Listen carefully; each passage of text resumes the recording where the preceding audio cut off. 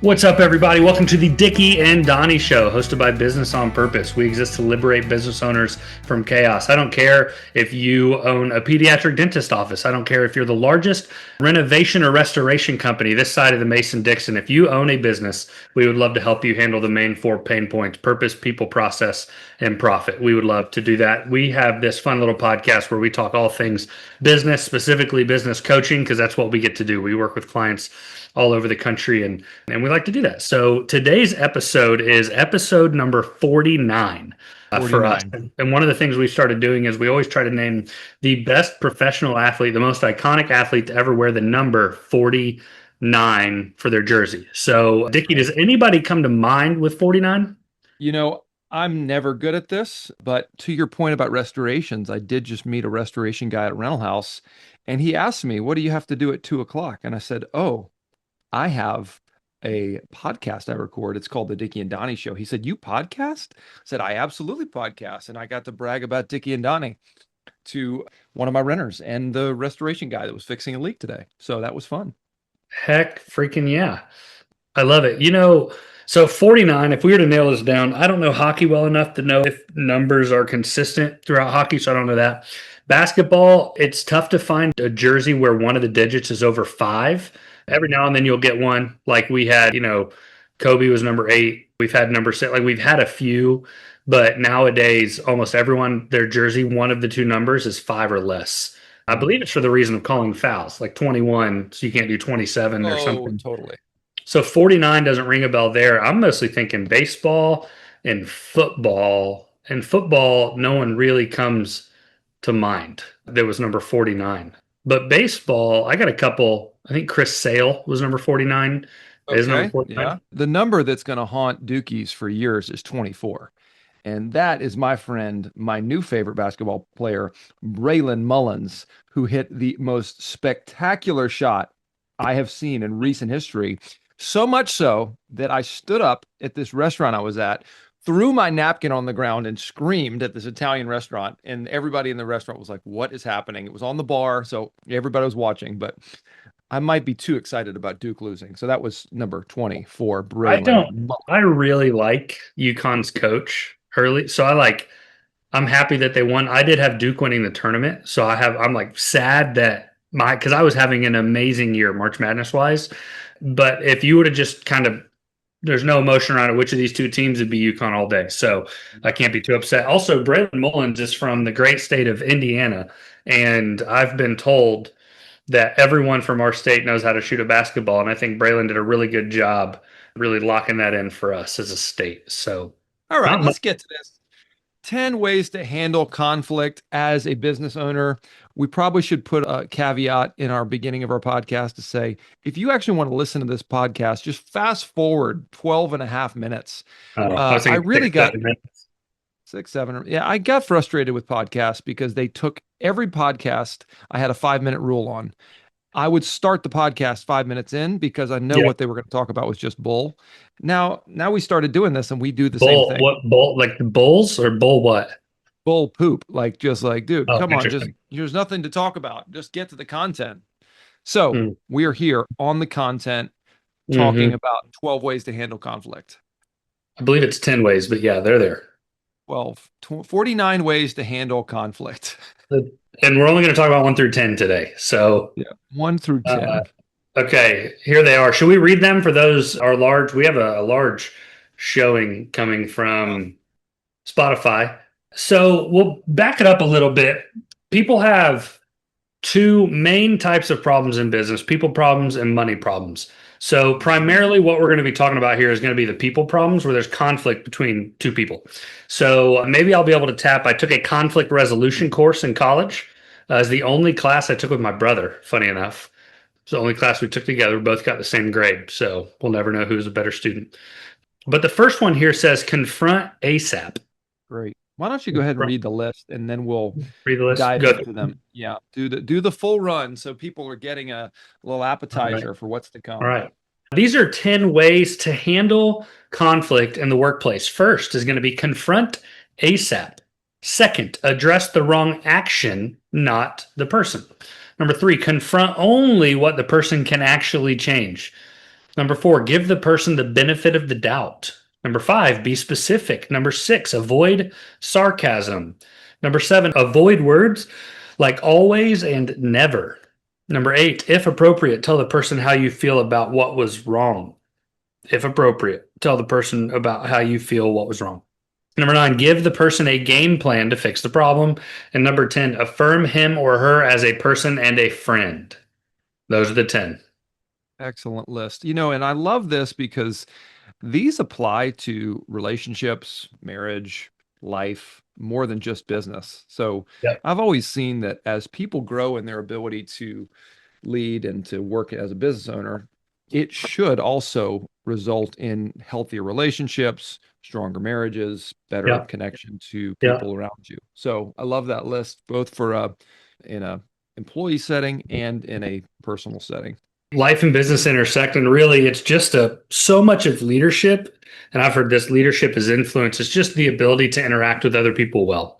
It's not the ability to convince them, it's not the ability to manipulate them, it's just the ability to interact really well, and oftentimes that causes there to be influence. So it doesn't shock me to hear you say that you see these kind of overlapping. We both worked in the nonprofit world, and it is very similar whether you're talking to a coworker, whether you're talking to a client, whether I'm talking to my spouse or my 5-year-old son. Like, it all works very similarly. So, So confronting it ASAP, yeah, obviously, if you don't confront it, I always imagine the pressure cooker. I don't know if you remember those old school, like Army green pressure cookers that had the heavy weight on top, and it would rock, rock, rock, rock until it got to pressure. Now we have instant pots that are cool, but the old school ones, if you don't let something out, it pressurizes, it creates more of an issue, it creates more heat, it creates more challenge than you need to. yeah, there's a lot of reasons you don't want to confront. One, what it does in you.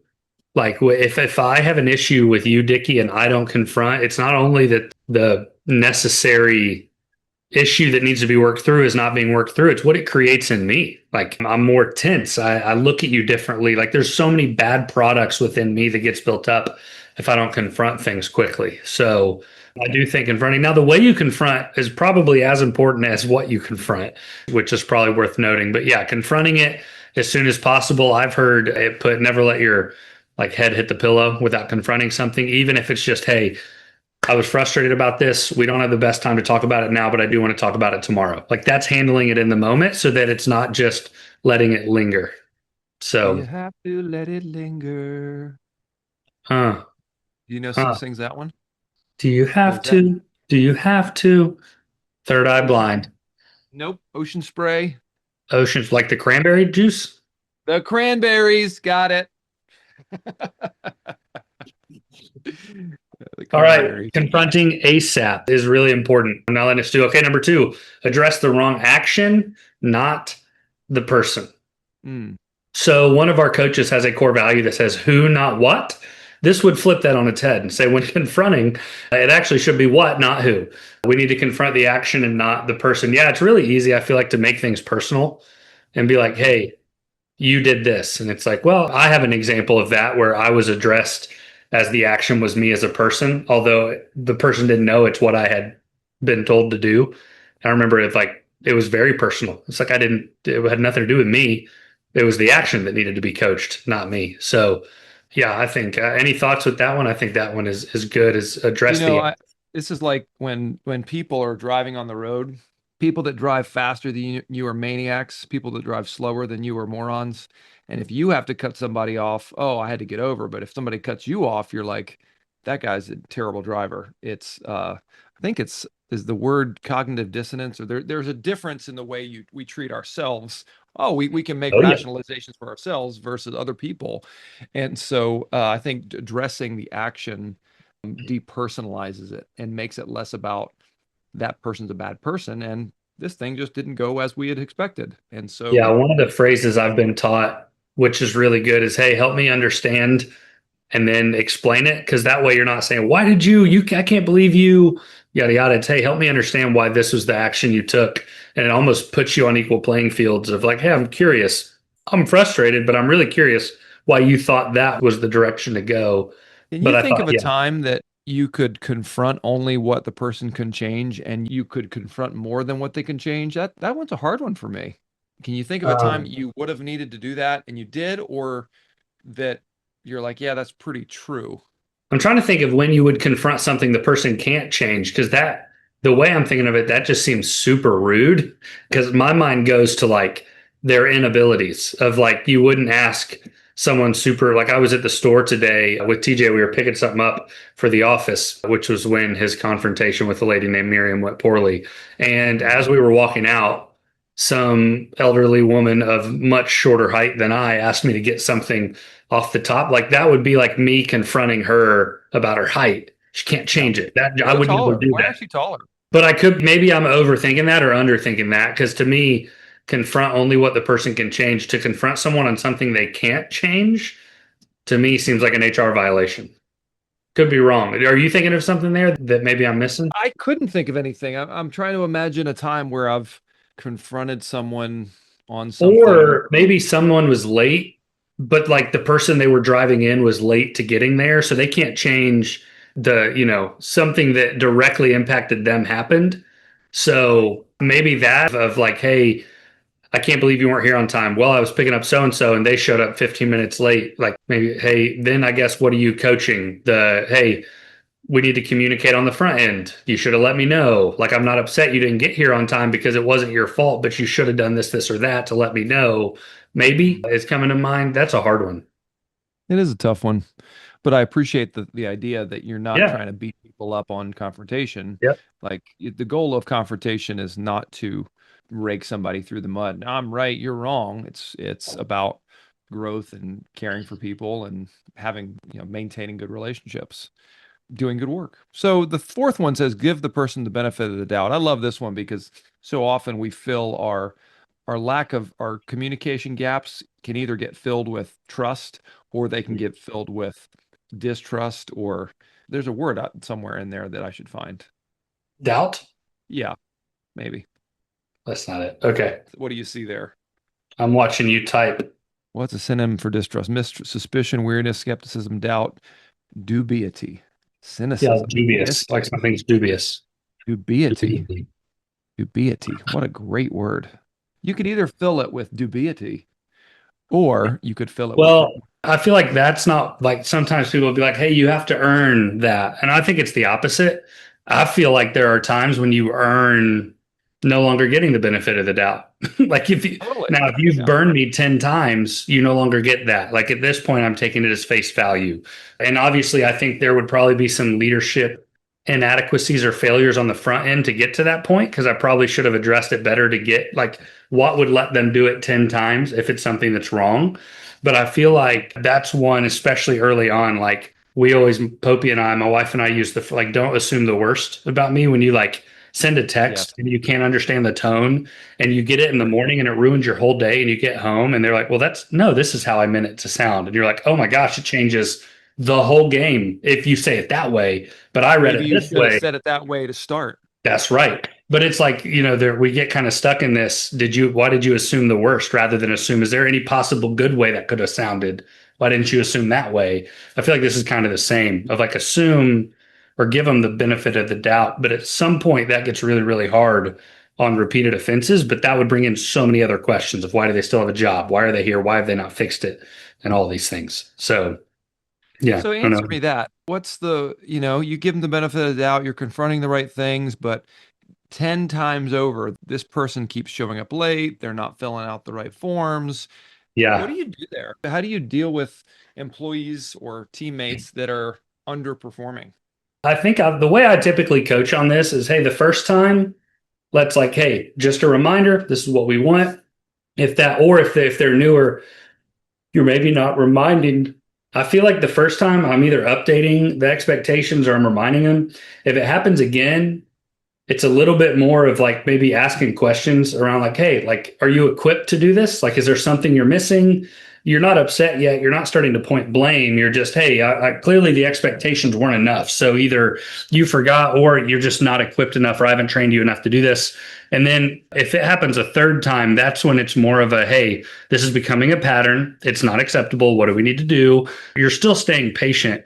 But man, if it keeps happening and all those things were done clearly and executed well and graciously, then I think it comes down to, installing a scorecard for accountability, installing check-ins for accountability, potentially a performance improvement plan, depending on the industry and the way that your work functions.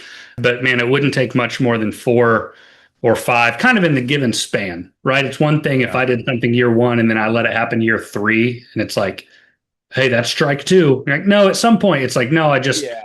forgot again, or I just made a bad decision or whatever. Yeah. But if Right. it's Totally. repeated, I think 4 to 5 in, and a decision has to be made of whether is it important enough to keep fighting for, or do we just part ways because it's not happening. I'm going to say something a little bit controversial here, but it's probably not. Are you ready? Yeah, no, I'm like on literally on the edge of my seat right now. I think business owners leave team members or leaders in place far longer than they should. So Oh, I don't disagree with that. instead of directly confronting, being specific, number 5, getting to the root cause, addressing, is it a process issue? Is it a systems issue? Is it a leadership issue? Is it a training issue? Oh no, it's a you issue. It just takes too long. And I think that companies are like, oh, it's so hard to hire and find somebody. And they're not wrong, but they're not right either. There's like a lot of great people Yeah. out there that want to. No, I have a specific client, and he knows who he is if he were to listen to this. If I go back into our coaching notes over 2 years now, we've probably over 8 times same situation with the same person. Like, and I'm it's not my job to go in and force him to have these conversations, but every time it's been, hey, we got to sit him down and relay out expectations. Well, he knows it. Well, then he's not doing it, which is a Mhm. totally different question at that point. Then it's like, That's right. why is the guy still here? And yeah, the benefit of the doubt can become a crutch of unwilling hard leaders. Like if I have to be a leader and it's hard and I'm unwilling to do that, I can, well, I'm just giving them the benefit of the doubt becomes a crutch that we lean on. And yeah, I Mhm. believe we keep people in place too long. Yeah. Number 5, Um, be specific. We probably don't need to say much more than that. Be specific. This thing, this engagement, this time. Here's what I heard. Here's what I'll Be say to that one. Don't word vomit to make it softer. Like so often I feel like we talk around, we just try to add more words, but it's really fine. But it kind of would be nice if, but it would really be helpful. But I get it. And I know it's hard. And like you kind of word vomit your way to make it softer. When it's like, just be specific. They get it. They get it right away. Just, hey, this is unacceptable. And this is the exact thing that can't happen again. And yada, yada. So I do think be specific is like, let's not soften it up. Yeah, don't soften it. Good. Avoid sarcasm. Number 6. How are I you with mean, this one, Dickie? How are I generally am pretty jokey and fun and jovial, but I try to focus in when the time allows. So if it's the right setting, like we're not going to make yeah. jokes about it. I think that kind of goes to Uh, the softening up of like trying to make a really poorly yeah, timed joke. yeah. I've done so many poorly timed jokes, stuck my foot in my mouth, said bad things over the years that I Oh my just gosh. wish, So like, my I mind wish just I went could take so much back. Yeah. straight back to sophomore year of baseball in high school Oh, yeah. to a time when I said something in a huddle I should not have said. And I got ripped a new one in front of everybody. And oh my gosh, it was bad. That wasn't, it turned into confrontation. It wasn't to start. And then I said something sarcastic and whew, just a, Avoid words like always and never. And this is what my counselor tells me. There's a truth that happens, a thing happens, right? And then I add all these layers of complexity around it. So, oh, they were late because now I'm telling a story. Oh, they didn't think of me. And so therefore, yada, yada, yada. I weave this story. So the always and never, in my experience, typically are the stories around the experiences rather than the thing itself. And so that's when the assumptions and the expectations you put on people become too much more than this actual conflict. okay. I don't disagree. This is, and some of it's personal. Like my wife and I, is we like, that's just something we've installed into our marriage where we try to never, when we're frustrated, we really try to keep absolutes out of our minds. Like, but you always do this. Like, do I always do it? Like, You do I never do the always? dishes. Right. Is that That's true? not true. No. That's not true, but it's almost true. For you? Oh, I feel like that's all. Like I live I think our floor is worn out right there in front of the dishwasher with Our my sheet floor size. is worn out in front of the sink, but it's not from my feet, unfortunately. I am not I'm working on it. So if she cooks, I'm supposed to clean. That happens 20% of the week. And then Our pattern typically is she pretty much always cooks because by the time I get home from work, she's like, just take the kids. I need a break. And she yeah. cooks during said physical break. And then it's like one of us does baths and bedtimes and the other will clean everything up. So some nights one is perceived to be easier than the other. So I usually let her choose and I'll take the other. So You're such a good um, husband. I'm just soft. I do think there are times I'm a good husband, but I'm really soft. Mm. Working on that with my counselor. So If appropriate, number 8, tell the person how you feel about what was done wrong. What I do you think think it's about that? interesting that they prompted if appropriate. I think in situations in the workplace, I agree, it's not always appropriate to be like, well, can I tell you how it makes me feel? Like sometimes there are transactions that have to be made. And it's like, yeah, my feelings don't have a space in this relationship. I think Dickie would agree with me. It's okay to have those emotions and those feelings. You do need to get them out. It may not always be with the person you're directly in conflict with at work. There's not always the appropriateness within the nature of the job to do that. Now, if you guys have a good relationship or if there is some trust and it's just kind of a one-off thing, like for Dickie and I, if we were to get in some conflict at work, like I would hope that he would feel the total freedom to tell me how he felt about what was wrong. Like I would want that because of our relationship. But I think it's probably inappropriate or vain to think that that's how everyone's work relationships are. So Mm-hmm. sometimes I think that can only make it worse. And it probably speaks to a little bit of immaturity in you or the other party. But I do think you need to be able to share those. It's just not always with that person. It's maybe not even somebody at work. But yeah, the emotions and the feelings are important. But Mm. I agree. I think eight's spot on, but it really is based on the level of relationship. What do you think? Yeah, I think it gives you a little bit vulnerability in it of, hey, here's what I felt about this. And then if that's not true and you don't need to feel that, then person can say, hey, I totally didn't mean it that way. And I think it opens up relationship. So Mhm. conflict tends to be really, we think conflict is going to separate a relationship, but in historically, psychologically, going through conflict well actually builds the relationship, which is surprising. I mean, think of, and this isn't direct conflict with each other all the time, but like locker room buddies stay buddies a lot longer than most friends do because they went through some sort of grueling task together. And a conflict can do the same. I'm thinking, I think of the brotherhood that is built in the military. It's just like we're just in the midst of something super hard. And the fact that we even got through it alone builds muscle, right? It's like protein for a relationship almost. And even if it's you and me directly, like that's gonna fix it because we got through it, right? That's why I think like I've heard the couples that fight the best are actually the strongest because they fight maybe not the most but the best. It's super healthy and they get into it, but then they get through it and it just like yeah, well now we're stronger because we got through it. So yeah, I believe that. How about number 9? Give the person a game plan to fix the problem. Here's what you're going to do. You're going to Yeah, stop doing it. That's I that's wrote up what. a little game plan for you. Here's a 5 steps to stop annoying me like you're annoying me. Yeah, yeah. Just shut up. Stop showing up. I have a business owner actually that implements this with his team. He is unwilling to hear of any sort of complaint or critique unless it's also brought with a way to fix it. It doesn't have to be the way it's going to get done, but someone can only complain or vent if they have an actual plan to fix it or a proposed plan to fix it. Okay. All right. Give me the So situation, give me the solutions and your suggestion. The 3 S's, as Brent and the Benhams remind us. BBB. And number 10, affirm him or her as a person and a friend. What are your thoughts on that one? It's good. I think you could probably use it. Oh, yeah. And you could use it the wrong way, but I think the intention's right to say, hey, I appreciate you. I value our friendship. Thanks for taking, I don't know. There's a way to make it real for who you are. Okay. What do you think? I guess I agree that it's on the list. I think it's fair. To me, oh, little Pepe, little El Jefe Pepe. Pepe al Jefe. Those look like cat whiskers. They do look like cat whiskers.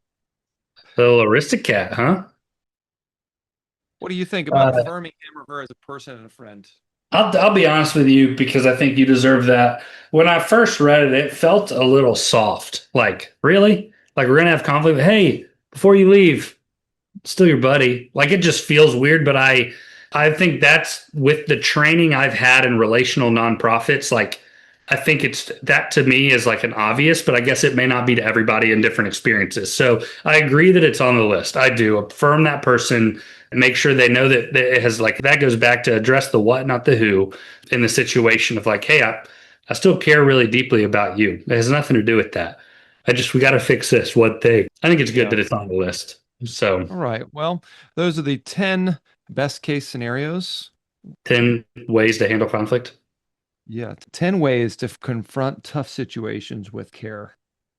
Well, if you need to address a situation and you want a coach helping you through that, we do this every day. Every single day, we are helping people navigate challenging situations. I just had one last week where I navigated a conversation between an executive team that was having some really hard decisions to make. And I was more or less mediator, arbiter in the room to help navigate. And so if you want help with that, we would be more than happy to have a conversation about what you're struggling with and how you can address it as a healthy leader and address it with systems and processes as well as leadership and people. So a lot of times we see there's just a disconnect in the systems and process that leads to something that is a confrontation. And so we want to fix those things as well. We want to help people and fix and build systems that make your business run with or without you. We would love to talk to you guys and hope you all have a great weekend. Go Duke.